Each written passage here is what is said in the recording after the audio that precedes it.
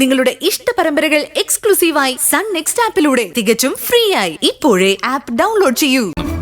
Thangassery Christy എന്താണെന്നും അവർ നടത്തുന്ന ബിസിനസ്സുകൾ എന്തൊക്കെയാണെന്നും കള്ളക്കളികൾ എങ്ങനെയൊക്കെയാണെന്നും കൃത്യമായിട്ട് കാർത്തിക് അറിയാം.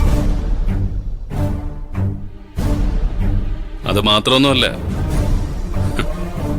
എറണാകുളത്ത് നിന്ന് മുങ്ങിയ സുബ്രഹ്മണ്യം കൊല്ലത്ത് പൊങ്ങിയതും ക്രിസ്റ്റിയുടെ കമ്പനിയിൽ അക്കൗണ്ടന്റായി കയറി കൂടിയതും തരികിടയിൽ തരികിടയായ ക്രിസ്റ്റിയെ തരികിട പഠിപ്പിച്ചുകൊണ്ട് ക്രിസ്റ്റിയുടെ മനസാക്ഷി സൂക്ഷിപ്പുകാരനായതും എല്ലാം എനിക്കറിയാം.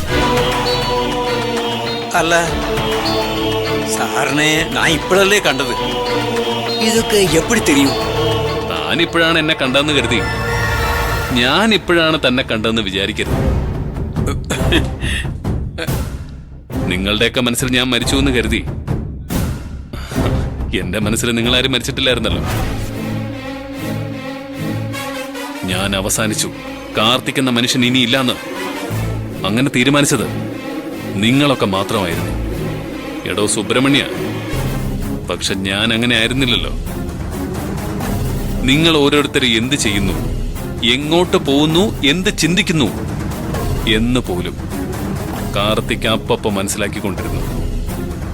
അപ്പോ സാറോട് മോളെ കുറിച്ച് പറഞ്ഞതോ? മോളിപ്പോ എന്റെ കൂടെ തന്നെ ഉണ്ട്. മോൾ എന്റെ കൂടെയാണെന്ന് പറയുന്നത് പോലെ ഞാനും ഇപ്പോ സുന്ദരിയുടെ കൂടെയാണ് സുബ്രു. എന്നത്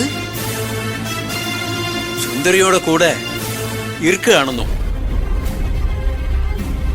ഇരിക്കുന്നു എന്ന് പറഞ്ഞാൽ ഇനി അങ്ങോട്ട് ഞാൻ ഇരിക്കാൻ പോകുന്നു എന്നാ ഉദ്ദേശിച്ചത്.